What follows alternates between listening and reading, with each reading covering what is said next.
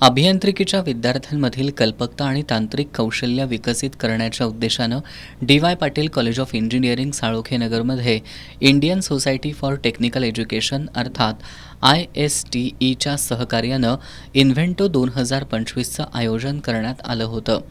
ISTEचे executive council member आणि Kasba बावड्यातील DY. Patil पॉलिटेक्निकचे प्राचार्य doctor Mahadev नरके यांच्या हस्ते याचं उद्घाटन करण्यात आलं.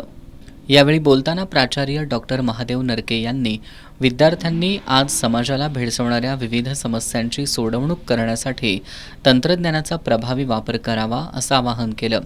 विद्यार्थ्यांनी महाविद्यालयीन जीवनात उद्योग व्यवसायांसाठी आवश्यक असणाऱ्या कुशल मनुष्यबळासाठीची कौशल्य आत्मसात करावीत या उद्देशानं इन्व्हेंटोसारख्या टेक्निकल इव्हेंटचं आयोजन करण्यात येत असल्याचं सांगत अशा इव्हेंटमधील सहभागातून भविष्यातील नव्या स्टार्टअपच्या संकल्पना उदयाला येतील असा विश्वास व्यक्त केला.